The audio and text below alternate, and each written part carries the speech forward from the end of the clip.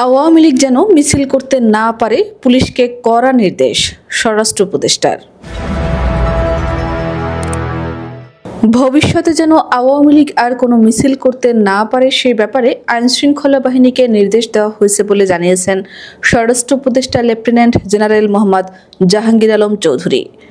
শনিবার রাজধানীর বিমানবন্দর থানা পরিদর্শনে গিয়ে উপস্থিত সাংবাদিকদের তিনি একথা বলেন।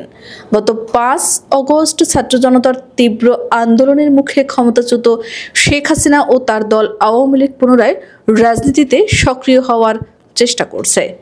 গত কিছুদিন ধরে রাজধানী সহ দেশের বিভিন্ন স্থানে ঝটিকা মিছিল করেছে পতিত আওয়ামী লীগের নেতাকর্মীরা, যা নিয়ে জনমনে আতঙ্ক তৈরি হয়েছে।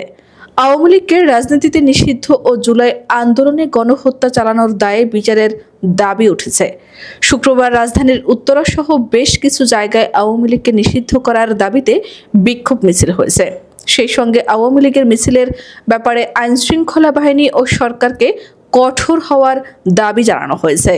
শুক্রবার আওয়ামী বিরোধী মিছিলের পর শনিবার রাজধানীর বিমানবন্দরে থানা পরিদর্শনে গিয়ে আওয়ামী লীগের নেতাকর্মীদের মিছিল ঠেকাতে আইনশৃঙ্খলা বাহিনীকে পদক্ষেপ নেওয়ার নির্দেশ দিয়েছেন স্বরাষ্ট্র উপদেষ্টা। রাজধানীতে আইনশৃঙ্খলা পরিস্থিতি উন্নত করার লক্ষ্যে ধাপে ধাপে বিভিন্ন থানার কার্যক্রম পরিদর্শন করেছেন স্বরাষ্ট্র উপদেষ্টা। এরই অংশ হিসেবে ঢাকা মেট্রোপলিটন পুলিশের আওতাধীন বিমানবন্দর থানা পরিদর্শনে যান স্বরাষ্ট্র উপদেষ্টা।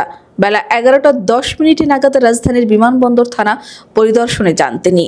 এদিকে স্বরাষ্ট্র উপদেষ্টা আজ ঢাকা মেট্রোপলিটন পুলিশের আওতাধীন 4টি থানা পর্যায়ক্রমে পরিদর্শন করবেন বলে জানা গেছে। এগুলো হলো বিমানবন্দর উত্তরা, পশ্চিম, তুরাগ ও উত্তর পূর্ব থানা। উল্লেখ্য, এর আগে অন্তর্বর্তী সরকারের প্রধান উপদেষ্টার প্রেস সচিব শফিকুল আলম বলেছেন, আওয়ামী লীগের বর্তমান অবস্থান হলো ফ্যাসিবাদী দল। বাংলাদেশে তাদের কোনো ধরনের মিছিল, সমাবেশ বা প্রতিবাদ করার অনুমতি দেওয়া হবে না। 10 নভেম্বর শনিবার নিজের ভেরিফাইড ফেসবুকে তিনি একথা বলেন। একই দিন জাতীয় প্রেস ক্লাবে এক অনুষ্ঠানে তিনি বলেন, ছাত্রলীগের হাত থেকে দেশের সব শিক্ষাঙ্গনকে নিরাপদ রাখতে হবে। তারা ছিল ফ্যাসিবাদের মূল ফুট সোলজার। নিরাপদ বাংলাদেশে চাই নামে একটি নাগরিক সংগঠন এই অনুষ্ঠানের আয়োজন করে।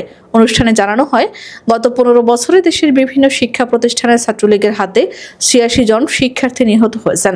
ফেসবুক পোস্টে শফিকুল আলম বলেন, বর্তমান আওয়ামী লীগ একটি ফ্যাসিবাদী দল।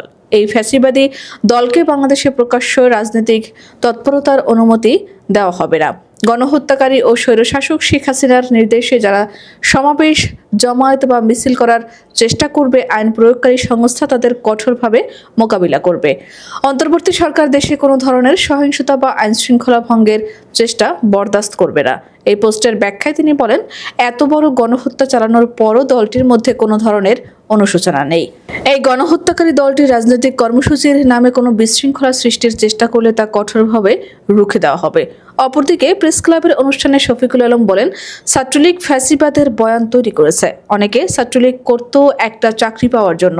গ্রামের যে ছেলেটা ছাত্রলীগ করে তার চাকরি হয়েছে, কিন্তু যে ছেলেটা পড়াশোনা করেছে তার চাকরি হয়নি।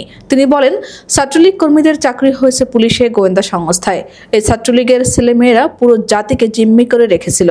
বিসিএস এর পরীক্ষার সময় আইনশৃঙ্খলা বাহিনীর যেসব সদস্য চাকরি প্রার্থীর গ্রামে পরিদর্শনে গেছেন, ছাত্রলীগের ছেলেরাই তাদের বলছে, এই ছেলেটার বাবা বিএনপি করে, ওকে চাকরি দিয়েন না।